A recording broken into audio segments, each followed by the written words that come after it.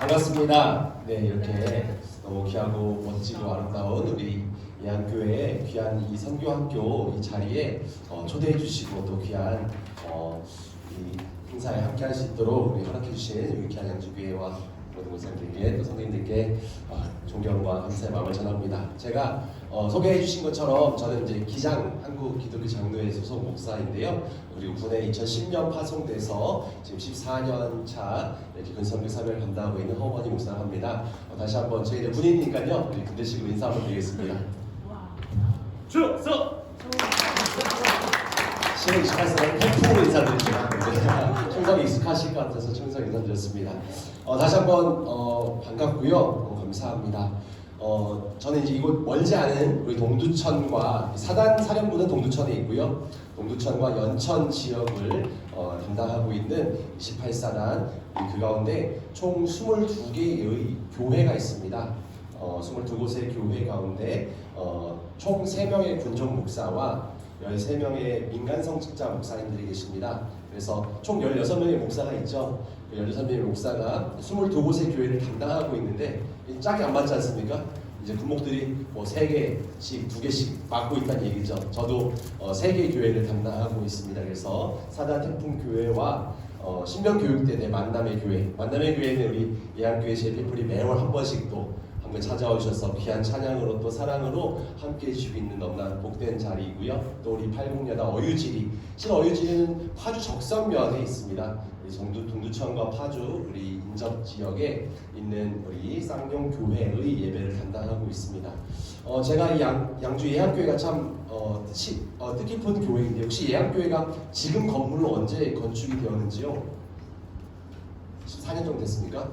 이 교회가 이렇게 지금 건물로 세워질 때에 제가 2010년도에 군대에 입대해서 초임지가 처음 근무한 지역이 바로 28사단 지역입니다.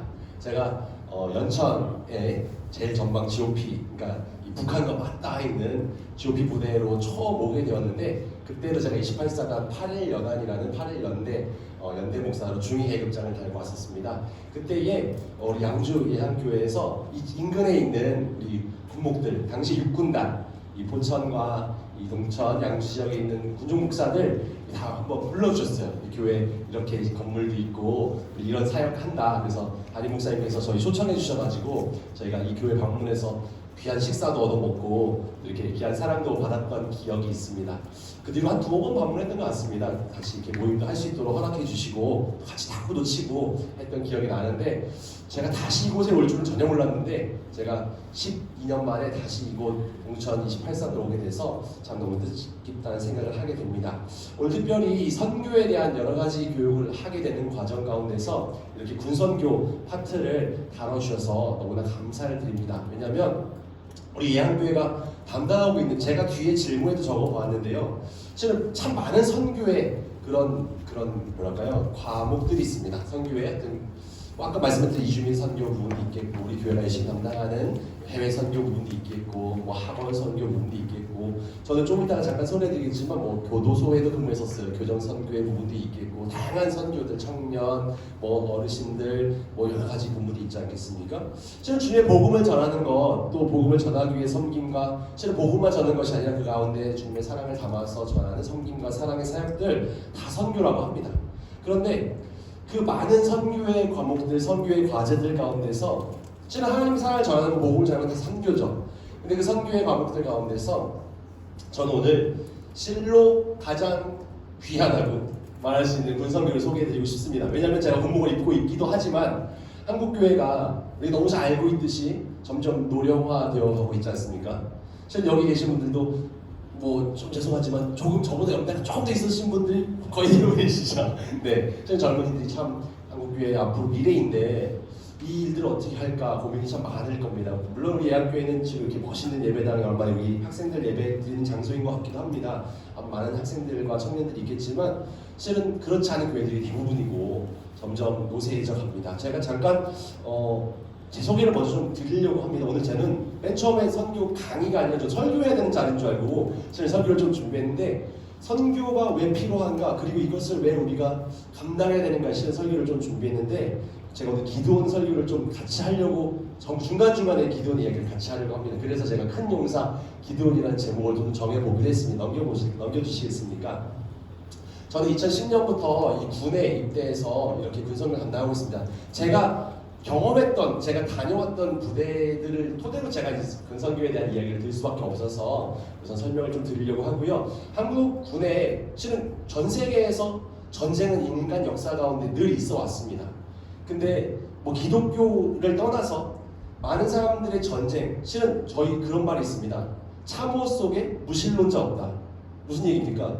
내가 당장 죽음의 위험 앞에서 누구라도 실은 신앙이 없는 사람도 뭔가를 의지할 대상을 찾게 됩니다. 그러니까 다른 현장보다도 가장 이 전투와 전쟁, 목숨이 왔다 갔다 하는 상황 속에서는 신을 찾을 수밖에 없다는 것이죠. 그래서 많은 인류 역사 속에서 이 전쟁터에서는 늘 종교가 함께했습니다. 특히 과거에는 이제 제정일치사회, 그러니까 정부와 국가와 종교가 함께 운영됐던 문화가 참 많지 않았습니까? 그 전장터에는 늘 성경만 봐도 제사장이 앞서가고 또 하나님의 뜻을 묻고 지금 가끔은 법궤가 앞에 따라가기도 하고, 그러니까 전쟁터에 신이 도와주지 않으면 이길 수 없다는 마음이 강력했던 것이죠. 그래서 전쟁터에서 늘 이렇게 성직자가 함께해서 우리가 알고 있는 전쟁 영화들, 특히나 과거의 전쟁 영화들 보면은 그 앞에 이제 사제들이 함께하는 것들을 참 많이 보게 됩니다. 그래서 특히나 기독교의 이 군종 제도, 그러니까 전쟁 가운데 성직자가 들어와 있는 제도는 로마 카톨릭 시대 때 한 3세기부터 생겨졌습니다. 그런데 이제 우리나라 군대는 이제 미군의 영향을 많이 받게 됐던 것이고요. 특별히 이제 6.25 전쟁터에서 우리나라 당시에 군종 제도가 없었고 6.25 전쟁 남과 북이 싸우는 현장 가운데 성직자가 없었습니다. 그런데 당시에 한국군 출신의 카투사 병사가 미군들은 당시에 유엔 보내는 군종 장교들도 함께 참전해서 그들을 위해서 기도해주고 그들의 생명을 하나님의 뜻으로 이렇게 붙들어 주시길, 또 장례를 치러주고 이런 모습들을 보면서 편지를 썼습니다. 누구에게 썼냐면 이승만 대통령에게 편지를 씁니다. 이승만 각하, 지금 미군들이나 다른 국가의 군대들 참전에 싸우는 무사들을 보면 군종 장교들이 성직자가 당시에는 미군 특히나 군종 목사가 대부분이었기 때문에 군종 목사가 들어와서 저들의 전쟁터에서 용기를 주고 힘을 주고 정말 사후세계의 어떤 믿음을 가지고 전쟁터에 나가게 하는데 한국 군대는 성직자가 없어서 참 안타깝습니다. 저희들에게도 이 신앙의 철판으로 정말 생명을 보호하고 전쟁터에 나가 용기 있게 싸울 수 있도록 성직자를 파송해 주십시오 라고 편지를 씁니다. 그래서 실은 다른 많은 전쟁터에 이 군대의 병과들이 많이 있는데요. 뭐 보병도 있고 포병도 있고 뭐 정보도 있고요. 군종이 굉장히 빨리 생겨집니다. 이 6.25 전쟁터에서 51년도 1월 달에 군중제도가 바로 생겨집니다. 특히나 이 교회 장로이기도 했던 이승만 대통령이 그래 맞다. 그래서 이 기독교 목사들을 전쟁터에 보내서 당신 장교도 아니었어요. 그냥 이 갑종 이렇게 해서 그냥 이 목사들을 차출해서 자원받아서 바로 전쟁터에 보내서 그들과 함께 하게 했었습니다. 그 뒤로부터 이제 군중제도가 한국 군대에 생겨지게 됐던 것이죠. 그 뒤로 많은 역사가 흘렀고요. 그 가운데서 이제 맨 처음 좀 지지분했습니다. 왜냐하면 전쟁이 끝나고 나서 이 많은 장교, 특히나 한국 그 교회가 실은 일본에서 많은 탄압도 받고 어려움도 겪었지만 우리 일제시대 때는 한국의 기독교 신자율이 높지 않았었습니다. 우리 3.1운동 얼마 전에 3.1절 있었는데 3.1운동 할 때만 해도 한국 2천만, 이 남과 북이 합쳐서 2천만 정도의 인구가 있었는데 그 가운데 기독교 인구는 30만 정도밖에 되어지지 않았습니다. 실은 10분의 1도 안 되는 그 정도 숫자인데 그들이 되게 많은 역할을 했던 거죠. 한국 교회는 작았지만 큰 영향을 펼치는 그런 종교였어요.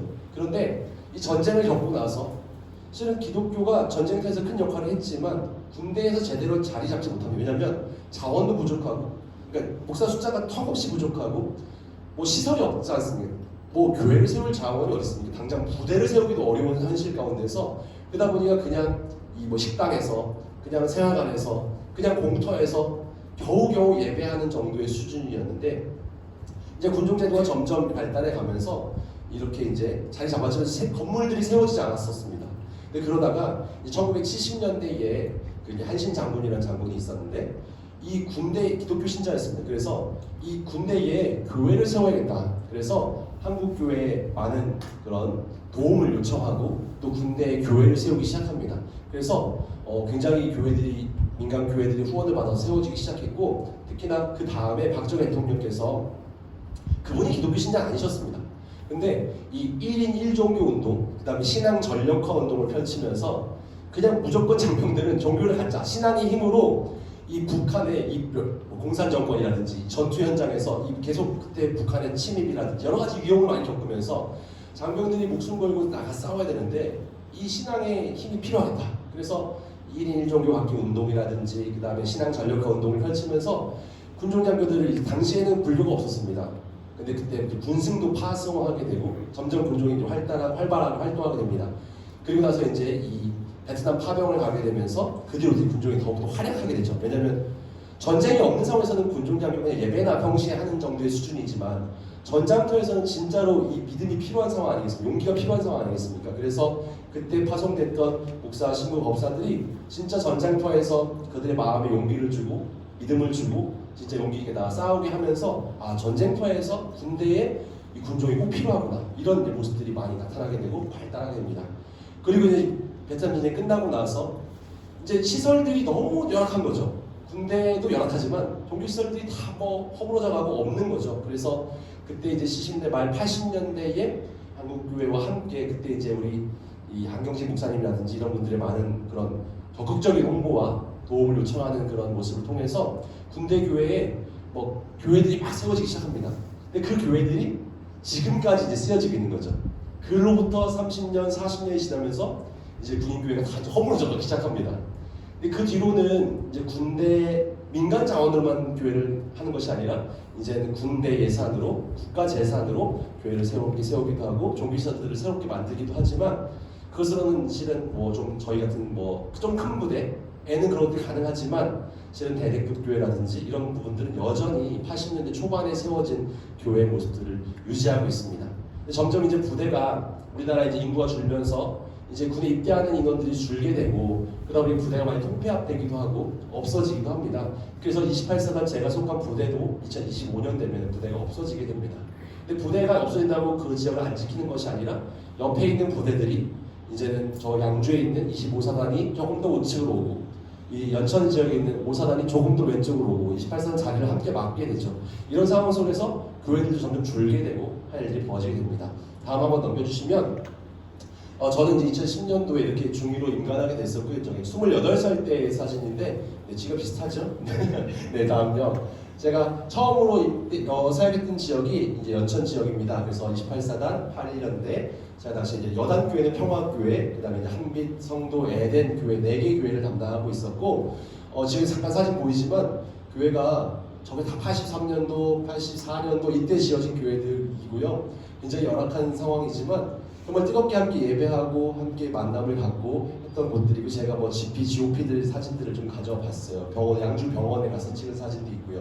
그래서 제가 실은 굉장히 군대에 실은 좀 군생활 편하게 하고 싶다. 20살 때 이야기입니다. 20살 때 저는 군대를 편하게 하고 싶은 마음이 컸습니다. 그런데 왜냐면 저희 아버지가 특전사 중사 출신이셨거든요. 맨날 저희를 갈궜어요. 아들임에도 불구하고 아들 친구들도 놀러 오면 앉아 일어나 시키고 굉장히 나이가 많음에도 불구하고 지금 이제 52년생이신데요. 지금은 아니지만 한 10년 전만 해도 바닷가에서 수영을 하는데 꼭 그 넘어가지 말라고 쳐놓은 데 줄 쳐놓은 데 있지 않습니까? 거기를 넘어가려고 해요. 자기 수영 잘한다고. 너무 민망하고 좀 빨리 좀 가지 말라고 삐 들어오라고 아저씨 빨리 들어오라고 이 정도로 본인의 어떤 이 사나이다움을 자랑하는 그런 분이었는데 저한테 맨날 특전사 가라고 그래서 전 진짜 싫다고 얘기를 많이 했었고 실은 그런 상황에서 20살에 신학교 입학했는데 이 3월 달에 지금 정도 됐겠네요. 둘째 주 예배 때 첫 주에는 이제 개강 채플이었고 둘째 주 예배 때 공군 정복을 입은 중령 목사님이 왔어요. 그래서 저는 전혀 몰랐는데 군대에 장교로 오는 제도가 있는데 많은 후배들이 함께 했으면 좋겠다 이런 얘기 하시는 거죠. 그래서 공군 목사님들은 지금도 그렇지만 그냥 군인이 아니었어요. 그냥 목사였어요. 그래서 저기로 가면 진짜 좋겠다. 훈련도 안 하고 굉장히 목사님 대우받고 뭐 이런 생각을 하면서 그래 가서 뭐 고생하느니 병사로 고생하느니 장교로 가야겠다. 목사로 가면 내 인생 커리어에 도움이 되겠다. 이런 마음으로 군장교 시험을 봐보리라 마음을 먹고 20살 7월 달에 시험이 있었습니다. 군종장교 후보생 시험이 있었는데 그게 3월 달에 됐지 않았습니까? 그래서 3, 4, 5, 6, 7까지 5달을 도서관에 처박혀서 공부합니다. 왜냐하면 경쟁률이 꽤 높았거든요. 제가 2002년도에 1학년이었는데 02학번이고 그때 이제 우리나라 월드컵도 있고 진짜 20살이 놀아야 되는데 제가 도서관에 밖에서 공부합니다. 왜? 근데 좀 편하게 가보려고. 그리고 어떻게 운이 좋게 합격을 했는데 13대 1의 경쟁이 뚫고 그래서 이제 군대는 제가 합격했더니 7년 뒤에 오래요. 왜냐면 목사가 돼서 군대를 가야 되니까 이제 군대는 까마득하게 잊어먹고 다들 면접 볼 때 나는 군성교의 뜨거운 뭐 열정을 품고 막 이런 얘기를 해요. 근데 저는 한 번도 그런 생각해 본 적이 없었는데 나는 그냥 군대 목사로 편히 가면 좋겠다 할 정도 내 인생의 커리어에 목사 인생에 조금 도움 되겠다 정도의 마음으로 시험 본 거였는데 이게 갖고 쓰시겠나 하나님께서 이런 마음이 있었지만 아무튼 잊고 학교 생활 열심히 하고요. 학부 4년, 대학원 3년 하고 이제 목사 안수 받고 군대를 가려고 했는데 저는 공군에 가고 싶었거든요. 전 비행기가 좀 멋있어서요. 근데 공군에 가려고 했는데 이게 육해공군 해병대도 뺑뺑이 돌려 뽑는데 제가 육군에 됐어요. 그래서 공군에 갈 수 없구나 속상했고 저는 빨리 단기로 나갈 생각이었습니다. 저희 후보생 때 기천불 신부 법사 목사가 함께 교육을 받는데 그때 우리 훈육장교 소령이 이렇게 얘기했습니다. 여기 성직자분들 계신데 요즘 군대가 많이 좋아졌습니다. 그래서 이 군대 가도 성직자로 대우를 많이 해줍니다. 옛날에는 안 그랬지만 이런 얘기 하시면서 참 다행이다 이런 마음이었는데 제가 이곳 28사단 8일년대 연천지역 지옥에 갔더니 소령 저희 바로 상관 인사과장님이 이렇게 부르셨죠. 어이 군종 나와. 그래서 그 나이가 어렸어도 밖에서는 목사님이었는데 어이 군종이구나. 늘 마음이 지치고 힘들고 연천 지역이 얼마나 춥냐면 12월 달에 혹한훈련 갔더니 영하 30도가 나오더라고요. 못 살 적이구나. 철원 저 대광리 진짜 30도 나왔어요. 산 밑에 오대산 고대산 아래. 제가 지금도 너무 화가 나요. 너무 춥고 이거 고통스러워서 못 살겠다. 당시에 여자친구가 지금 아내가 영통에 살고 있었는데 수원에 원래 군인들은 위수 지역에 있지 않습니까? 제가 매주 점프 뛰죠. 어떻게 결혼해야 되니까 연애를 해야 되지 않겠습니까? 그래서 일요일날 교회 6번의 예배를 끝내고 연천까지 저기 영통까지 이제 점프를 뛰어서 갑니다. 실은 그렇게 하면서 난 빨리 저녁 가겠다, 이거 못 살겠다, 힘들고 외롭고. 근데 그 가운데 제가 분석의 얘기를 하려고 합니다. 제가 실은 빨리 전역하고 싶었고 여기선 내가 여기 왜 있는지 잘 모르겠고 실 병사들도 예배를 되게 많이 나왔어요. 당시에 제가 초코파이 2개 주고 돈이 없어가지고요 음료수를 하나도 못 사주고 페트병 롯데지점에서 900원에 떼와가지고 종이컵에 따라줬습니다. 이걸 다 줄 수 있는 돈이 없었어요. 그런데 그래도 애들이 100명 교회에 150명씩 나왔어요. 4개 교회에 600명이 예배드렸거든요. 그런데 그 친구들은 제가 되게 필요하지 않은 느낌이었어요. 그냥 앉아있는 것 같은 느낌이었습니다. 그래서 나 군대가 안 맞는 것 같다. 외롭고 지치고 힘들고. 근데 갑자기 그 GP에서 제가 실은 2012년에 2건의 사망사고를 경험하게 됩니다. 당시 여기 동두천 지역, 연천 지역, 철원 지역에 사망사고가 진짜 많았습니다. 군대가 전쟁이 없는 상황인데도 왜 이렇게 많이 젊은이들이 죽을까요? 사실 마음 힘들고 지친 장면들이 너무너무 많았고요. 군대가 점점 좋아진다고 하지만 지금도 어려움이 참 많습니다. 그래서 저는 군대에 내가 필요하지 않다고 생각되어졌는데 당시에 그 GP에서 한 친구가 실은 돌연사였어요. 자다가 죽었습니다. 병장이었고 건강한 친구고 수색 중대였으니까 육체 건강한 친구였습니다. 부모님은 이해가 안 되는 상황이었죠. 그래서 부검도 하고요. 혹시 부대에서 때린 거 아니야? 여기 사고 났는데 은폐하는 거 아닐까? 그래가지고 막 부검도 양주병원에 와서 부검하는 제 역할은 기독교 신자였던 그 어머님을 케어하는 역할이었습니다. 어머님 계속 까무러치시는 거죠. 생때 같은 아들이 죽었으니 왜 죽었지도 모른 채 그냥 병원에서는 알 수 없는 우심실 비대. 근데 뭐 위험하지도 않은 그 정도는 일반적으로 있을 수도 있다 정도였어요. 근데 왜 죽었을까? 실은 그러면서 제가 30살에 처음으로 장례를 집전하면서 내가 군대에서 뭔가 할 수 있는 해야 될 역할이 생겼구나라는 생각을 했습니다. 그래서 제가 이 동네를 떠나기 직전에 저기 연천 옥괴리에서 대대에서 탄약고에서 그곳을 지키던 병사가 총기 자살합니다. 제가 처음 그런 현장을 보게 된 거죠. 그래서 그 친구의 장례를 하는 모습 보면서 또 그때 그 친구가 유서가 있었습니다. 유서가 있었는데 부대랑 관계된 여러 가지 안 좋은 일들을 적었는데 실은 지가 이걸 숨겼어요. 이게 드러나게 되면서 1차 육사 출신 1차 진급하고 되게 잘 나갔던 대장님과 부대 지휘관들이 다 날아가는 일들이 벌어지면서 부대가 풍비박산이 났습니다.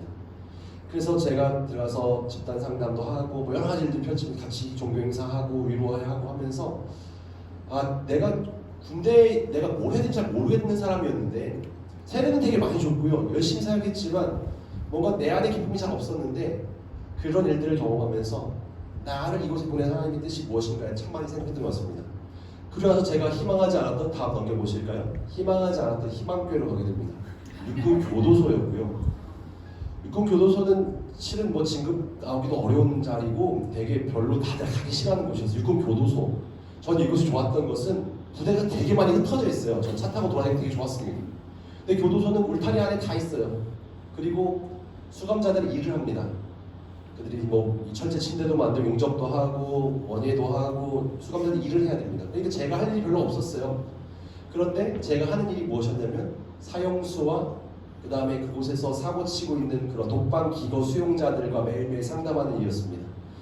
2007년대 혹시 기억나시는 분 있을지 모르겠는데 그 부풍 사건이라고 하고 지피 총민한 사건이 있었어요. 그 지피가 바로 28사단 530 지피였는데 제가 그곳에서 근무했었거든요. 근데 그때 사고친 김동민이라는 친구가 당시 교도소에 사형수로 와 있었습니다. 그래서 제가 그 친구를 만나면서 실은 사형수가 3명 있어요. 당시 지금은 4명이고요.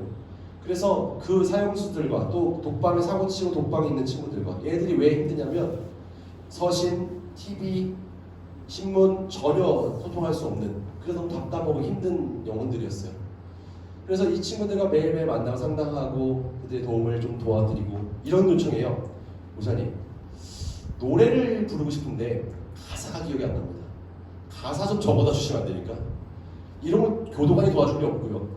그러니까는 저한테 요청하는 예배 나왔다가 목사님 나 가사, 이런 노래 가사 좀 알려주세요. 요즘 듣다 보니까 무슨 요즘에 뭐 영화가 나왔다는데 이런 영화가 어떤 이야기인지 좀 들려주시면 안 됩니까? 이런 거. 실은 그곳에 있다가 민간교도소로 이감간 친구들과 편지 쓰는 거. 제가 여자친구랑도 편지 쓴 적이 없어요. 근데 그 교도소에서 사고치고 다른 교도소 이감간 친구들과 편지를 주고받으면서 제게 이런 편지 상자가 있습니다.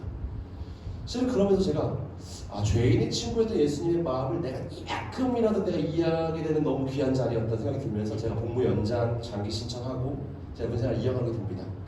근데 그 친구들이 실은 세상 눈으로 보면요, 성폭행범, 사형, 살인자 이런 친구들도 있어요. 한 친구는 젊은 애인데 예배 시간에 펑펑 울면서 기도합니다. 도대체 뭘까? 만나봤는데 너무 잘생기고 괜찮은 20대 중후반의 친구였는데 실은 2년 6개월형을 받고 들어왔고 실은 성폭행으로 들어온 친구였어요. 근데 이 친구가 진짜 많이 회개하고 참 너무나 귀한 친구였거든요. 이 친구는 제가 가서 주례도 봤어요. 나중에 계속해서 만남을 갖고 있고요. 실은 제가 한번 그 교도소에서 아기를 지금 저기 보이는 아기가 제 첫째 딸인데 그곳에서 낳았거든요. 그래서 아이를 데리고 예배 가면 친구들이 되게 좋아해요. 목사님 전 예배 드리러 온 거 아니고요, 은서 보러 온 거예요 라고 얘기합니다. 그런데 친구들이 막 안아보려고 해요. 근데 한번 나이 많은 수감자분이 저한테 와서 목사님 애기 은서 애들한테 주지 마세요. 왜냐면 안고 있는 친구가 아동 성추행범으로 들어온 친구예요. 근데 제가 마음이 좀, 우리 아내도 눈이 보이고, 근데 제가 괜찮아. 여기 교도관들도 있고, 이 총 들고 있는, 테이저건 들고 있는 교도병사들도 있고, 야 뭐 내가 거기 있다가 야 우리 애기 앉지 마 하게 되면 친구들이 신앙에 대해서 뭐라 생각할까, 뭐 교회에 대해 뭐라 생각할까. 그래서 지금도 참 잘했다는 생각이 들어요. 야 저 친구들 우리 애기 얼마나 그 아기가 저보다도 이 신앙에 교화에 도움이 되겠나. 아이 눈을 맑은 눈을 보려고 교회 나오고 안아보려고 나오는 친구들을 보면서 참 감사하다는 생각이 들었던 것 같아요. 그러면서 제가 그곳에서 이제 군생활을 이어가게 되죠. 그 뒤로 넘겨보시면요, 거기서 이제 제가 춘천으로, 이제 교도소는 이천이었고요. 그다음에 다음요, 목사님. 다음은 이제 춘천에 가서 또 공병여단에서 공부하게 되기도 하고요. 점점 이제 식구들도 많아지고 성도도 많은 교회 사역하게 됩니다. 이제 아이가 하나 더 늘어나게 됐고요. 뭐 이렇게 공병은 이제 지뢰 제거도 하고 물에 다리도 놓고 이런 부대였어요. 공병여단도 진행이 되고, 다음도 한번 넘겨주시면요, 제가 이제 춘천에서 논산으로 또 이동해서 저는 공군에 가고 싶었었는데 비행기가 좋아서 육군에 비행기가 없지만 육군 항공 헬리콥터 부대로 가게 되면서 제가 그곳에서 이제 헬기도 맨날 타고 실제로 저희 눈에 저기 보시면 제 전복에 여기 날개달린 휘장이 하나 있는데요. 요거는 육군 조종사 휘장입니다. 육군 항공 조종사 휘장인데 제가 뒤에도 나오지만 제가 항공사령부에서 근무하게 됩니다. 그래서 항공사령관님이 목사님 항공 목사다. 그래서 항공부대 4년이나 근무했으니까 내가 명예로 조종사 휘장을 주겠다 해서 제가 이렇게 조종 휘장을 달고 있습니다. 다음 넘겨보시면요. 제가 그 뒤로 저희 아버지하고는 제가 특전사 하고 싶지 않다고 했지만 특전사들이 실은 좀 멋있어 보였어요. 그래서 제가 특전사들이 가게 되는 아크부대 아랍에미리트 파병도 다녀오게 되고 이제 그곳에서 함께 8개월간 파병 생활도 했고요. 또 다음 넘겨보시면 제가 좀 날씬해졌죠. 제가 103kg로 파병 갔다가 82kg까지 살 다이어트를 좀 하고 옵니다. 그곳에서 다이어트만 한 게 아니라 나름 열심히 사역하고 좋았던 것 같아요. 제가 좀 날씬해졌죠. 그 뒤로 특공부대도 있고 이제 경산이고요. 저 경상도 경산이었고 다음요 넘겨보시면 제가 이제 특전사 근무를 하게 됩니다. 한 번 더 넘겨보시면요. 네, 그래서 이천에 있는 30수야단에서 제가 이제 그 뒤에 이제 여기 낙하산 부대에 근무하면서 여기 낙하산 이 휘장을 또 달고 있습니다. 제가 이런 얘기를 드렸던 것은 실은 저는 되게 꿈꿨던 것 같아요. 나는 군대는 되게 사랑하지 않았는데 그냥 군대를 하고 싶었던 마음이었는데 군대에 있게 되면서 실은 제가 뭐 제 사역한 사진들을 보여드리지만 많은 장면들이 굉장히 고통스럽고 어려운 시절들을 보내게 됩니다. 많이 좋아졌다고 이야기하지만 굉장히 지금도 외롭고 지쳐있고 힘들어하고 있습니다. 근데 그런 영혼들에게 가까이 다가가서 복음을 전하고 주님의 사랑으로 손을 잡아주고 그들의 이야기를 들어줄 수 있는 사람이 많지 않습니다. 근데 그걸 그리스도의 사랑으로 함께 할 수 있다는 게 참 놀라운 은혜이고요. 한 번 더 넘겨주시면요. 근데 지금도 세례식 사진이지만 이런 일들을 부대의 자원으로만 하기가 쉽지가 않습니다. 교회도 얘기했지만 제가 이때까지만 해도 좀 그래도 성도가 많은 교회였어요. 간부들이 많아가지고요. 근데 제가 계속 지금 후방에 있지 않습니까? 춘천까지 지내고 나서 제가 2016년에 남쪽으로 내려간 다음에 2021년까지 계속 후방에 있어요. 전방 지역이라면 북한과 연해 있는 그런 지역이죠. 후방에 있다 보니까 후방에는 간부들이 훨씬 더 많아요. 용사들보다도. 그러다 보니까 교회가 재정도 좀 있고요. 성도도 좀 있고요. 제가 구역 6개 구역, 재정도 한 1억 5천, 2억 이렇게 되는 교회들을 담당하고 있다가 제가 작년에 11월에 한번 넘겨보시면 이제 이곳 28사를 다시 오게 됩니다. 남들은 저에게 처음 초임지에서 다시 이렇게 소령 참모가 돼서 왔으니 영전했다, 또 금유 환영했다라고 얘기했는데 실은 저는 오고 싶지 않았어요. 왜냐하면 28사는 이런 얘기를 들었거든요. 옛날에 성도가 많았는데 지금은 한 7가정, 사단에 7가정 있대. 그리고 제가 듣기로는 이 사단교회인데 사단교회 재정이 한 300만 원 있다는 거예요. 1년 예산이 4천만 원인데 지금 남은 재정은 300만 원. 그래서 이걸로 근데 세례식을 1년에 22번 해야 되고 이거 어떻게 감당하지? 이거 나는 여기 쉽지 않다. 그리고 2년 뒤에 부대가 없어진다고 그래요. 그래서 이거 나 안 가고 싶다.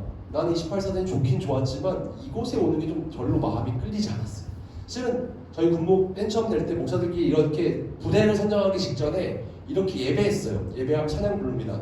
푸른 바다나 선이 뭐 어디든지 가고. 하지만 제 마음속에 어디든지 가고 싶지 않았죠. 여자친구가 있는 근처 어디 부대, 강원도 꼴짝이 이런 부대 아닌데 이때도 저는 25사단 일지망이었어요.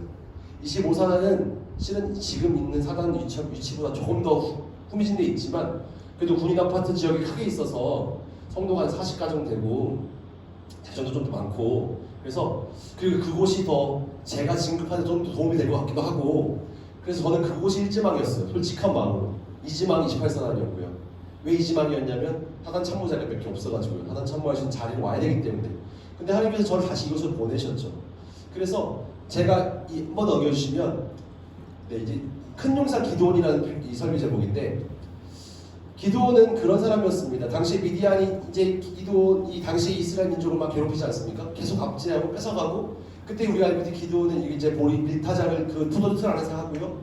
그래서 실은 그때 하나님이 사자가 찾아와서 큰 용사를 부를 때 기드온은 제가 무슨 큰 용사입니까? 저는 우리 지파에서 제일 작은 우리 집안은 지파에 제일 베냐민 지파도 제일 작은 지파고 우리는 그 지파 가운데 제일 작은 가문이고 그 가문에서 나는 진짜 아무것도 아닙니다. 내가 무슨 큰 용사입니까? 라고 이야기하는 것처럼요. 하나님 저는 그런 거 잘 못할 것 같아요. 난 재정이 약한 교회, 사역이 힘든 교회, 내가 지금 도움 안 될 것 같은 교회. 그리고 저는 실은 군대 지금 어떻게든 하나님 은혜로 이렇게 소령까지 오게 됐지만 더 똑똑하고 더 훌륭하고 사역 잘하는 친구들도 있었는데 내가 이 자리에 왜 있지? 소령도 참 은혜였다. 나는 더 이상 지금 어려울 것 같아. 내 깜냥에 뭐 되겠나. 실은 이게 겸손이 아니라 그런데 실은 나는 잘 못할 것 같아라는 실은 나의 나태함이기도 게으름기도 한 것이라는 생각이 들었어요. 실은 근데 제가 28세 왔는데 실제로 재정은 없었고 실은 뭔가 일이 너무 많았고 답답한 게 시설도 너무너무 안 좋았어요. 냄새도 너무 많이 나고 너무 비가 철철 새고 좋지 않았어요. 근데 하나님이 날 이곳에 보낸 이유가 뭘까? 근데 그런데 사단 예배 처음 드리는데 우리 찬양팀 친구들이 너무 찬양을 뜨겁게 너무 잘하는 거예요. 신교대 갔는데 우리 JP 프로 오시는 분들은 아시겠지만 신교대 예배 한 300석 될까요? 꽉꽉 채우면요 450명 예배 드립니다. 못 들어와요. 그리고 그 친구들 얼마나 뜨겁게 끼면 찬양 들어옵니다. 제가 주일날 예배를 4번 드리고 오후 되면은 좀 지치는데요. 너무 신나요. 그렇게 예배하는 게. 하나님, 난 이곳에 오기 싫었는데 매일매일 되게 신나고 행복하고 너무 재밌는 목회를 하고 있습니다. 그리고 실은 여전히 제자가 좀 어렵거든요. 근데 신교대 세례 사역이 올해는 신교대가 없어집니다. 점점점 인구가 줄면서 입대 자원도 줄어들고 특히나 그 사단들이 가지고 있었던 신교대가 거의 없어져 갑니다. 그래서 1군단 지역, 파주, 여기 양주 전방에 있는 1군단 지역 1사단, 9사단, 그 다음에 25사단 신교대가 이미 문 닫았어요. 23년도에. 저 28사단도 올해 10월까지만 신병을 받고요. 그 뒤로 신병이 들어오지 않습니다. 그럼 저에게는 이 신교대 사역이 올해가 마지막인 거예요. 그래서 이거 진짜 뜨겁게 치열하게 생각하는 거죠. 근데 이 18번의 세례가 남았는데 18번의 세례가 제 앞에 있었는데 한 번 세례할 때마다 200만 원 정도 듭니다. 실비로. 그러면은 이게 얼마입니까? 이것도 3,600만 원이 드는데 교회 지장은 300만 원. 이거 하나님 은혜로 채워가는 거죠. 지금 2개 빼면 꼭 찼어요. 그냥 제가 이 무스갯말로 앵벌이 잘 가는데 이렇게 예양교회에 오셔서 저희 도움 주시기도 하고 여기 뭐 여기저기 교회 저희 교단은 저희 기장은 작은 교단이에요. 그래서 뭐 돈 얼마나 교회가 몇 군데 없어요. 그래도 불구하고 저는 좀 이렇게 쑥스러운 사람이라 가서 좀 도와달라고 말 잘 못하는 사람인데 그냥 가서 도와달라고 얘기하기도 하고 근데 하나님께서 또 여러 가지 은혜를 주십니다. 최근에는 저쪽에 연천에 있는 오사단 앞에 있는 왕양국수 우리 거기 교회 장로님이시더라고요. 어떻게 알게 됐어요. 그래서 식사 찾아갔어요. 일부러 저희 집사님 한 분 데리고 가서 저희 신교대 사역을 홍보했어요. 장로님이시라 들었습니다. 저는 여기 동두천 연천 지역을 방어하고 있는 18사단 군종 참모인데 저희 이렇게 신교대 매월 2차례 정도씩 세례식이 있습니다. 더 높고 싶어도 기회가 없습니다. 올해가 지나면. 그래서 막 도와달라고 요청드렸어요. 장모님이 그분이 망양식품 대표이사시더라고요. 아무튼 할아버지 같은 분인데 매월 200만 원씩 도와주시기로 하셨어요. 그래서 할렐루야죠. 저는 이 외에도 되게 많은 일들이 막 많이 있는 것 같아요. 그래서 저는 이런 일들을 매우 하면서 나는 자신 없었고 못할 것 같아요. 기도원도 그래요. 하나님 나와 함께 해주실 때 약속하시거든요. 그런데 기도원은 믿음이 없었어요. 하나님 진짜 함께 하는 거 맞아요? 하나님 나와 진짜 함께 하신다면 증거를 좀 보여주십시오. 그래서 털뭉치 이거 젖게 해주세요. 이거 안 젖게 해주세요. 이런 거 테스트하지 않습니까?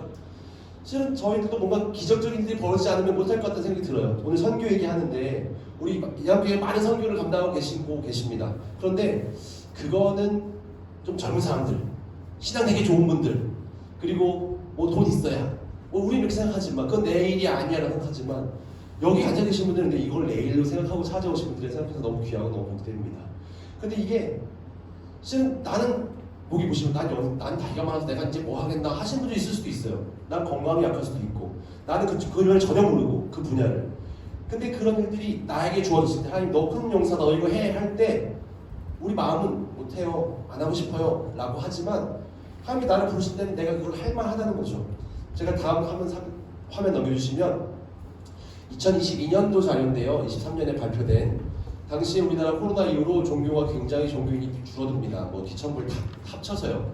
그런데 당시에 무종교가 점점 진짜 높아졌어요. 한 63% 됐고요. 종교가 36%. 그리고 기독교인은 15%입니다. 불교보다 작게 나왔고요. 그래서 한국 기독교가 점점 이제 작아지죠. 그러니까 15%면 771만 명. 근데 그 가운데에서도 교회 안 나가는 성도, 이른바 가난한 성도가 한 200만. 그러니까 교회 나가는 출석 인구는 한 545만. 근데 그 545만 가운데서도 이단 신자가 한 30만, 뭐 많게는 한 60만까지도 봅니다. 그러면 대략 대한민국 국민의 10%만 정통 교회를 다니고 있는 겁니다. 5천만 가운데 500만만 정통 교회를 다니고 있는 거죠. 다음 한번 넘겨주시면요. 근데 그 가운데에서 여기 이단교회가 나왔네요. 그리고 근데 그 가운데서 청년들은 어떨까? 앞으로 한국교회를 책임질 청년들은 과연 어떨까? 실은 선교하는 분들이 그런 얘기해요. 한 복음화율이 3% 미만이면 미전도 종족이다. 한 번도 복음을 받지 않은, 그러니까 복음을 받지 않은 국가, 기독교를 잘 모르는 국가. 근데 대한민국 청년들, 20대 청년의 복음화율은 2.5%입니다. 미전도 종족이에요. 복음을 들어본 적이 없고요. 관심도 없어요. 예전에 저희 그런 생각했습니다. 한국교회가 부정적인 요소가 참 많지 않습니까? 조금 많다고 합시다. 참 많지 않고 좀 있어요. 근데 그래서 이런 요소들 때문에 교회를 떠나지 않았을까? 받아들이지 않으려 하는 거 아닐까? 근데 물어봤어요. 20대 청년들한테 왜 교회를 다니지 않습니까? 관심 없어요. 네. 그냥 교회가 싫어요. 교회가 이런 모습 때문에 꼴보기 싫어요가 아니라 그냥 관심 없는 겁니다. 내 인생에 아무런 영향을 주지 않는 종교 그리고 기독교. 그러니까는 그런 청년들에게 우리가 어떻게 앞으로 한국교회를 맡길 것인가, 어떻게 그들을 세워할 것인가. 부모가 믿음이 있으니까 억지로 교회 앉혀놓은 우리 청년부, 중고등부, 주일학교에만 목을 맬 것인가. 근데 그들도 근데 나이 먹으면 떠나는 거예요. 부모 세대가 돌아가시면 그들이 계속 교회를 지킬 거라는 확신이 잘 안 들어요. 앞으로 우리 지금 교회 다니는 애들만 교회를 책임지게 한다면 우리 예양교회 운영이 될까요? 우리 예양교회 다니는 중고등부, 주일학교 친구들이 다 성장해서 이곳을 지켜주면 참 감사한 일일 텐데 그들이 과연 이 자리 다 채울 수 있을까요? 떠나지 않고 이 자리를 지킬 거라는 확신이 여러분 드시는지요? 모르겠어요. 그래서 물론 저희 예양교회는 그래도 작지 않은 교회이기 때문에 가능할 수 있어도 지금 우리 교회만 있어도 됩니까? 예를 들면 이거죠. 저수지가 더 오염됐는데 우리 집만 맑은 물을 먹을 수 있습니까? 쉽지 않거든요. 어떻게 하면 한국 교회의 젊은이들을 계속해서 자리하게 할 것인가? 한때 군선교회를 선교의 황금어장이라 불렀던 시대가 있었습니다. 지휘관이 믿음 갖고요. 야 교회 와 하면은 되던 시절이 있었어요. 먹을 것 불교나 천주교보다도 재정이 그래도 좀 한국교회가 많이 도와줘서요. 좀 더 많이 먹이던 시절이 있었어요. 그러니까 교회가 진짜 재밌어. 지금도 저희 28사대 신교대는 너도 도대체 왜 왔냐? 260명이 입대했는데 왜 180명이 교회 나오는 거야? 교회 한 번도 안 오면 손들어. 반절 이상 듭니다. 도대체 교회 왜 왔어? 교회가 제일 재밌어요. 너무 감사한 일이죠. 교회가 간식을 좀 더 잘 준대요. 불교천주교 지금 우리들이 그래요. 근데 저는 지금 돈이 없거든요. 잘 못 줘요. 저기 뭐 1,000원짜리 꽈배기 이런 거 하나 줍니다. 진짜 뭐 250원짜리 음료수 이런 거 PX에서 겨우 구해다가 줘요. 뭘 더 좋겠습니까? 근데 친구들이 열심히 예배 나옵니다. 근데 실은 그런 걸로 교회 나오던 시절이 있었어요. 근데 한국 사회가 많이 변한 것처럼 이 군대도 너무나 많이 달라졌습니다. 우리 남자 성도님들 계시지만 군대는 그때와는 상상할 수 없을 정도로 많이 바뀌었습니다. 이거 자녀들도 군대 보내시는 우리 집사님들 계시겠지만 선생님 계시겠지만 군대 물어보세요. 애들이 되게 힘들다고 하다는 근데 좀 편하다고 얘기하는 친구들도 많이 있을 거예요. 뭐 무종교 장면들이 증가되고요, 인권도 높아지고 개인주의, 뭐 휴대폰에 뭐 보급, 뭐 봉급의 증가, 불편함이 없고 요즘 병장들은 125만원씩 받고요, 이등병도 80만원 이상 받습니다. 그리고 전역할 때 거기다 40만원씩 더 플러스 지켜준다고 합니다. 먹을 거 막 넣고서 사 먹어요. 얘들은 배달 음식도 시켜 먹습니다. 그나마 28사단은 동천과 가까워서 뭐 배달도 시켜 먹어요. 네. 저 맨 처음에 고생하던 그 삼곡리 중면 사무소 거기는 북한이 주보보다 가까웠는데 네. 그 지역은 연천시내 나오려면 30분 걸리는데 북한 가려면 10분이면 갔거든요. 그런 지역도 있었는데 지금은 뭐 다 시켜 먹는 시절이에요. 네, 군생활이 힘든 군생활이 면한되는 희망이고 휴식이었던 종교 활동이 이제 메리트가 별로 없어요. 지금 저희는 어떻게든 교회에 오게 해보려고 여러 가지 방법을 써갑니다. 종교 마일리지, 교회나 천주교나 불교 나오면 20번 가면은 휴가 하루 줄게 뭐 이런 걸로 꼬셔요. 네, 그거 안 가면은 뭐 인성교육 해라 이렇게 해가지고 마일리지 제도도 하기도 하고 뭐. 근데 그게 억지로 교회 나오는 애들도 있어요. 그런데 교회마다 꽉꽉 채웠던 그런 장병들이 이제 햄버거를 시큰둥합니다. 가끔요 친구들이 뭘 간식을 놓고 가요. 왜? 좀 다이어트해요. 탄산음료 같은 거 주면 전 이거 안 먹는데요. 좀 몸짱을 만들려고 탄산음료 이런 거 안 먹겠다고 하는 친구들이 많아요. 배가 너무 불렀죠. 네. 코스트코 막 이런 거 사다 줘도 저는 안 먹겠습니다 하는 친구들도 나오는 요즘 시대입니다. 간식으로 예배드릴 수 있게 하는 상황은 지나갔어요. 저는 교단 아까 기장이라고 말씀드렸는데 육해공군 해병대의 군인교회가 지금 군대는 한 50만 장병 됩니다. 50만이 잘 안 됩니다. 49만 얼마라고 22년도 자료가 나왔더라고요. 근데 군인교회가 1,004개 있습니다. 전국에 1,004개의 육해군 해병대 교회가 있고, 근데 숫자가 너무 좋아요. 천사 같은 이 대한민국 군인의 어떤 천사가 되어서 돕는 그런 선한 사마리아인이 되는 건데, 그 가운데에 230명 정도의 군종 목사가 있고요. 한 500명 정도의 민간 목사님들이 계십니다. 그러니까 750명 정도의 목사가 1,004개의 교회를 맡고 있는 것이죠. 그런데 그 나머지 이제 250개 정도 비는 교회들은 군목이 2개씩 맡고 3개씩 맡고 하는 겁니다. 그런데 이 군인 교회에 열심히 사역해야 될 제가 속한 이 기장 교단은 군목이 5명밖에 안 됩니다. 교단에는 관심이 없고요. 제가 노예를 좀 확인해 봤더니 노예들이 있지 않습니까? 지역마다 노예에 해외 선교부는 있는데 국내 선교부가 없는 노예들도 있고요. 군 선교는 뭐 관심도 없는 노예들이 태반입니다. 얘 도와달라고 해도 뭐 재정이 나올 곳이 없습니다. 저희가 속한 교단에서도 국내 선교 파트에서 그나마 기장 5명 좀 이렇게 돕겠다고 하지만 1년에 한 150만 원 정도 후원해 주시는데 수련회 하라고 재정 지원해 주시는 게 전부인데 물론 너무 감사하죠. 그런데 실은 참 관심이 너무 떨어진다는 생각이 듭니다. 아마 저희 예안교회는 이렇게 군선교 저희 전방 지역들 담당해주고 계신데 과연 그것이 우리 전체 제가 뒤에 질문했는데 우리 예안교회가 가지고 있는 선교 영역 가운데서 군선교나 청년 장병, 청년이에 대한 선교는 어느 정도의 재정이 분할이 되어 있고 관심을 갖고 있는지 한번 보시기 바랍니다. 이렇게 총회 군선교 담당 부서가 없고 노회도 군선교부가 없고 실로 관심이 없어요. 과연 우리가 어떻게 앞으로 세대를 세워갈 것인가? 뭐 CCC 예전나 IBF 다 망했다는 표현은 좀 죄송하네요. 너무 어려워요. 이게 뭐 쉽지가 않아요. 청년들에게 복음 전하는 게 너무 어렵습니다.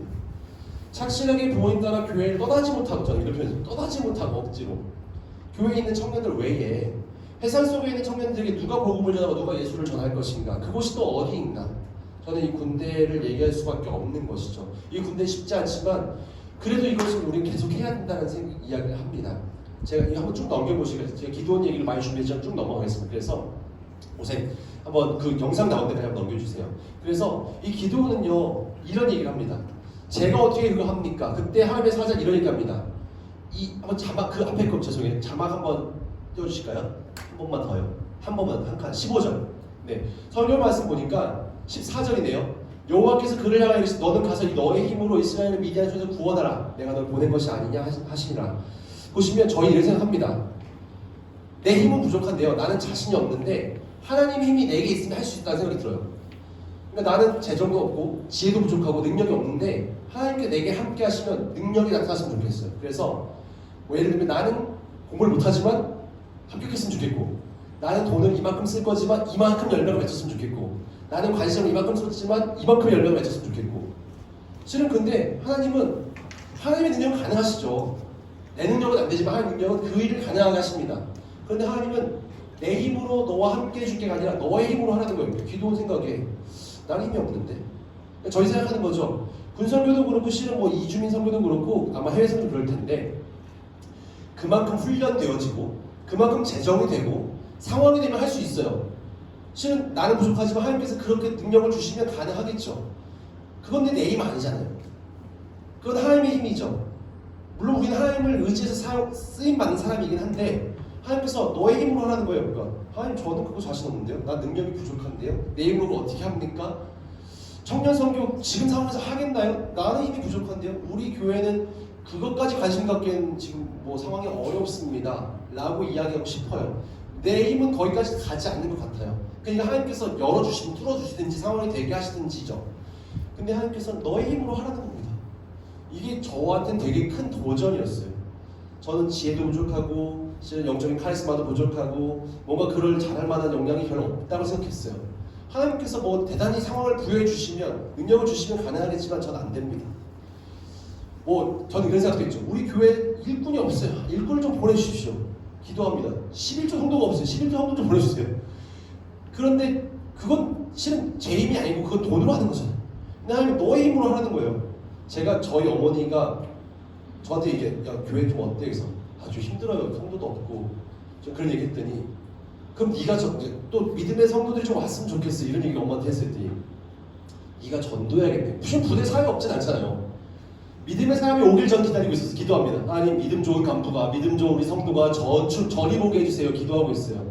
근데 저희 엄마가 네가 전도해야지라고 하시는 게 있어요. 맞네. 지금도 그냥 옛날에 교회 다녔는데 안 다니는, 상처받아 안 다니는, 뭐 교회 관심 없는 믿음의 사람들에게 내가 괜찮은 목사가 돼서 그들과 함께하는 좋은 사람이 돼서 또 그들에게 영향을 미칠 수 있는 좋은 사람이 돼서 그들을 교회를 인도하는 게 제 역할인데, 나는 뭔가 믿음 좋고 날 도울 만한 사람이 와서 좀 날 도왔으면 좋겠다라고 기도하고 있는 거예요. 신교들도 이런 거죠. 실은 양교회 좀 후원해주면 좋겠다, 선교사들 후원해주면 좋겠다. 근데 이건 내 힘이 아니었던 거예요. 그래서 하나님 제 힘으로 감당해 보겠습니다. 근데 이렇게 할 때 근데 거기에 하나님의 능력이 일어나는 거죠. 네, 제가 저희 신교대 영상 이거 제 피부 왔을 때 제가 뒤에 사진 찍은 거예요. 한번 뒤에만 영상 조금인데요. 잠깐 틀어주실까요? 친구들이 너무 귀여워서 제가 찍어봤어요. 청년들이 물론 이 중에는 믿음이 없는 친구들도 있을 겁니다만 이 친구들이 진짜 교회 와서 행복해요. 그런 신화들을 너무 좋아하고 다른 분을 너무 좋아하고 좀 더 춤추는 걸 좀 보셔야 돼요. 후렴이거든요. 제가 이 친구와 친구를 선물 줬어요. 실은 군대 이 훈련소에서 진짜 몸도 지치고 마음도 외롭고 어려운 가운데 있는 친구들이 교회에 와서 참 많은 위로를 받습니다. 힘을 얻고. 근데 그럴 때 하나님 복음이 전해지고 살이 전할 때 마음이 많이 열려집니다. 네, 해볼까요? 네, 감사해요. 그래서 아까 예배 참가자들 160명 가량 동자들 가운데 한 세례를 받고자 하는 친구들 한 100명 된대요. 밖에서 세례 받고 온 친구들 한 30명 돼요. 그리고 기도 받고 싶은 친구들 아마 가면은 기도 받아요. 그래서 그 친구들 그 사람을 격려하고 위로하면서 기도해 줍니다. 실은 군목 3명이서 가끔은 세례를 줄 때 한 180명을 기도해 주다 보면 헛되게 아프고 목도 안 나와요. 근데 그 친구들이 그 1분간의 기도를 드리려고 앞서 나와 줄서서 나옵니다. 실은 이런 일들이 근데 저희만 하는 게 아니라 주변에 있는 교회들, 그러니까 성도님들, 장로님들 함께 모셔서 함께 하고 있어요. 이런 일이 참 너무 은혜가 됩니다. 넘겨주세요. 네, 꺼주셔도 좋습니다. 그리고 제가 이어서 이제 저희 군대에서 한국 군선교연합회에서 앞으로 이 젊은 세대를 세우기 위해서 군인교회만이 아니라 민간교회와 어떻게 함께 협력 사업할 것인가 만든 영상에서 잠깐 보여드리면서 이야기를 이어가겠습니다. 이제 마지막 정도 이야기고요. 그 전에 거요. 검정 화면에 영상 틀어주시죠.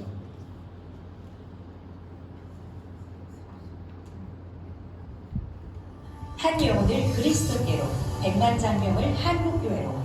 군선교 비전 2030 실천운동은 군인교회와 한국교회가 협력해 입대 장병들에게 복음을 전하고 실질적인 세례, 양육, 파송 사역을 통해 청년 선교와 한국교회의 부흥을 견인할 한국기독교 민군연합 선교운동입니다.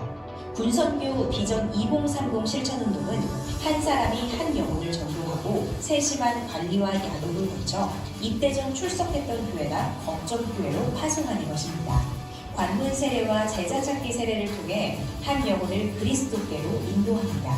정말 오기 싫었고 끌려왔다고 생각한 분들에게서 많은 믿음의 선배들을 보고 배우면서 하나님의 계획 가운데 있다는 생각이 군생활에서 많이 들었고, 어떤 부대를 올지, 그리고 군대에 와서 누구를 만날지, 무엇을 하게 될지 하나부터 열까지 모든 것을 다 하나님께서 예비하시고 계획하셨다고 생각을 하는데, 기존 성과주의를 벗어나 세례의 진정한 의미를 알고 스스로 신앙을 고백하게 하며 지속적 관심과 전도로 자대교회에서도 결신과 세례가 이루어집니다. 군대 안에서 여러 사람들과 인연 속에서 신앙을 새로 얻었고 모든 걸 준비하고 받은 세례는 아니었긴 하지만 세례도 받고 부정경 활동하면서 지금까지 이어지고 있습니다. 믿지 않았던 저는 완벽하진 않았지만 그래도 예수님이 왜 우리를 대신해서 죽으셨고 우리를 구원해 주시기 위해서였구나. 또한 세례 신자를 건강하게 양육해 제자로 길러내고 한 사람이 한 영혼을 찾아 언제 어디서나 당당한 그리스도인이 되도록 세워갑니다.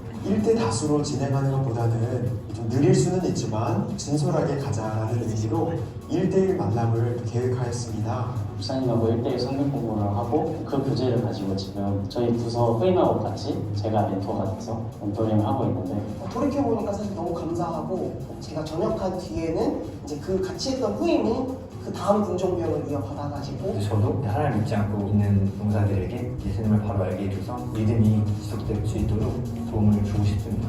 그리고 그리고 한국교회로부터 파송받은 청년들은 세심히 돌보아 입대 전 출석교회에 재파송하고 군인교회를 통해 세례받은 청년들은 거점교회로 파송합니다. 군의 삶도 자신의 소중한 시간들인데 그 소중한 시간을 하나님과 보내면 좋겠다는 생각을 합니다. 하나님이 주신 은혜가 너무 크고 넘치는데 이 은혜를 내가 갖고만 있는 것이 아니라 이 안에서도 사회에서도 흘려보내는 사람이 되고자 노력하고 싶습니다. 군생활이 끝나면은 새로 교회를 소개받아서 사회에서도 신앙생활을 잘 이어나갈 수 있도록 해야 될 것 같습니다. 군선교 비전 2030 실현을 위해 한국교회의 동역이 꼭 필요합니다. 이 한 사람을 전도하는 일, 한 사람을 그리스도의 제자로 세우는 일은 어떤 한 조직만의 일이 아니라 우리 모두가 참여해야 되는 운동이라고 생각하기 때문입니다. 첫째, 거점교회가 되어주세요. 거점교회란 군선교 비전 2030 실천운동을 함께 추진하는 주체로 군선교를 통해 세례받고 그리스도인이 된 전역 장병들이 파송될 청년 양육이 가능한 각 지역별 선정된 교회를 뜻합니다. 둘째, 사도들을 도와 초대교회 믿음의 역사를 이뤄낸 브리스길라와 아굴라처럼 한국교회 성도들을 군선교 동역자로 대대급 군인교회에 파송해주세요. 셋째, 1대1 자매결연교회가 되어주세요. 한 개의 대대급 군인교회와 한 개의 한국교회가 자매결연을 통해 군선교에 협력하실 수 있습니다.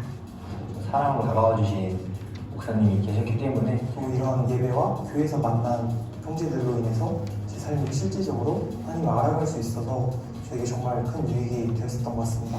저 인생 가운데 큰 힘이 될 것 같다는 생각이 듭니다. 우리는 군선교 비전 2030 실천운동으로 매년 기존 신자 4만 명과 새 신자 6만 명을 더해 10만 명의 파송 결실을 맺고 이렇게 10년간 100만 장병을 한국교회로 인도할 것입니다.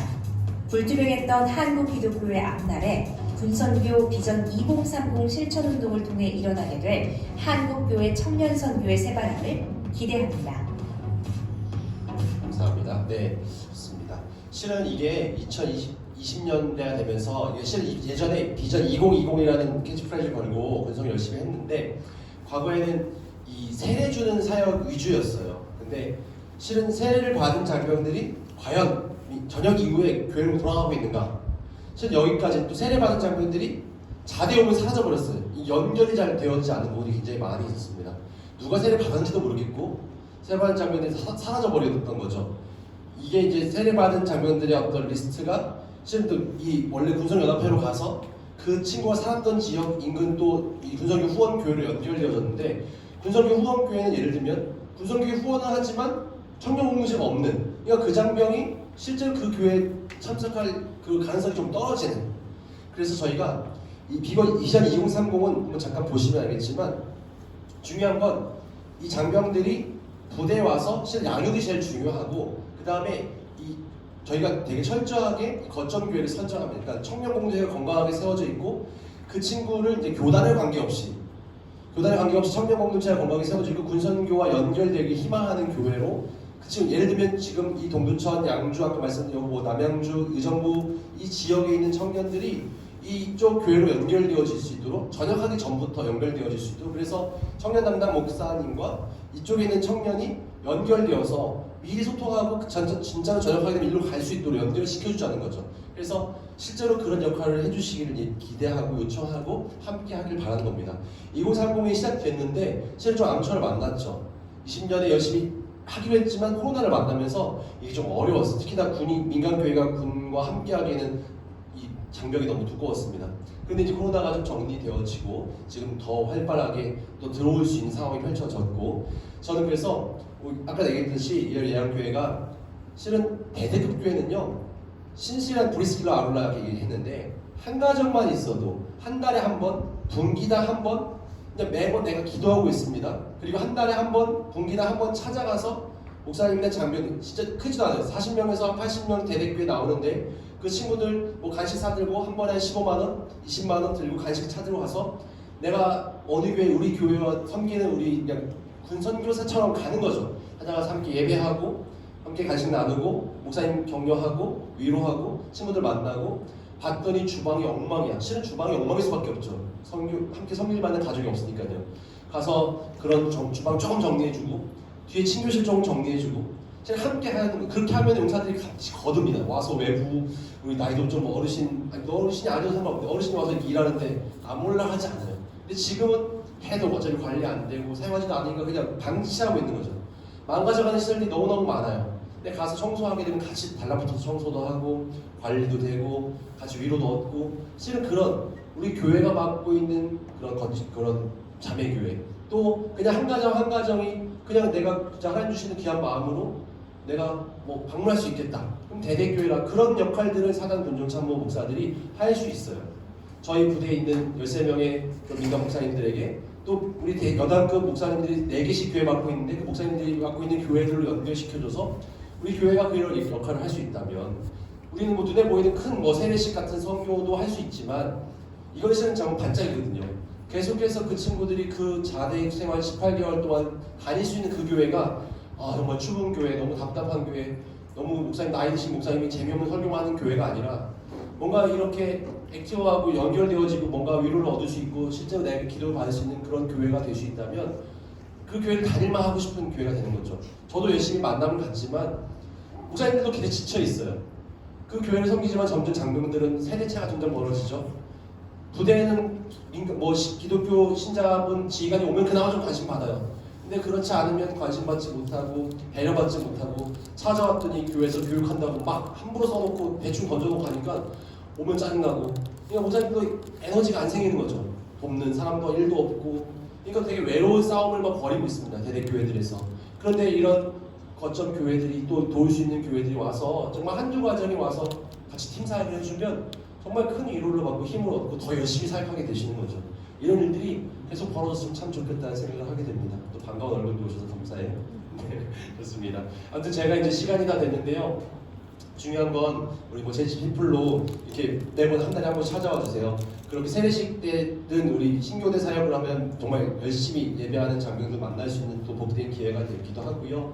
또 우리 예학교회가 그건 우리 담임 목사님이 또 이제 뭐 결단과 또 마음이 필요하신 내용이지만 또 함께 우리 군인교회 연결되어져서 자매할 수 있는 그런 일들도 도와줬으면 참 좋겠고 또 우리 작은 단위로도 이렇게 정말 파송되어져서 섬길 수 있는 실은 매원 뭐 전담 이런 건 아니에요. 그래서 정말 관심 갖고 기도해 줄 수 있는 기도의 동역자로 많은 교회들이 이렇게 하지 않습니까? 우리 뭐 구역에서 뭐 교회 학교 어느 팀을 맡고 이런 것처럼 예를 들면 우리 구역에서 우리 여전도회 조직에서 우리 어느 교회 우리 남신도 어느 구역에서 어느 교회 이렇게 연결되어 줄 수 있다면 뭐 대단한 재정 큰 지원을 바라지 않습니다.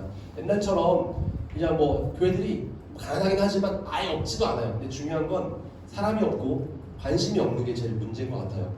실은 그래서 정말 그 따스한 관심과 사랑과 기도가 정말 큰 힘이 되고 위로가 됩니다. 그리고 우리 교회가 인근 지역에 얼마나 군 부대가 많습니까? 실은 뭐 부대가 많이 이쪽에 있던 26사도 사라지기도 하고 그랬지만 8사단이 근처에 와 있기도 하고 또 가까운 곳에 신치학생 예하 부대들이 많이 있고요. 또 동두천, 연천 지역으로도 부대가 아직도 많이 있습니다. 그래서 그런 작은 교회들이 곳곳에 숨어 있어요. 실은 근데 그곳들이 다 뭔가 실은 교회가 허물어져 간 데도 있고 어려움도 많습니다. 그래서 실은 제가 우리 또 예한교회 함께 하고 있으니까 제가 있는 동안도 많이 소통되어지고 연결되어진다면 더 하나님께서 원하시는 귀한 일들을 더 펼쳐갈 수 있지 않을까. 우리는 기도처럼 자신도 없고 내가 무슨 큰 용사야 하겠지만 하나님께서 우리를 그런 용사로 함께 하신다 약속해 주시고 부르셨다면 여기 선교학교 함께 하시는 귀한 분들이 그 초석이 되어 주셔서 구성회를 더 멋지게 그래서 이들이 진짜 한국교회를 멋지게 세우는 그런 일에 쓰임 받았으면 좋겠습니다. 세례 줄 때 강조하는 게 있어요.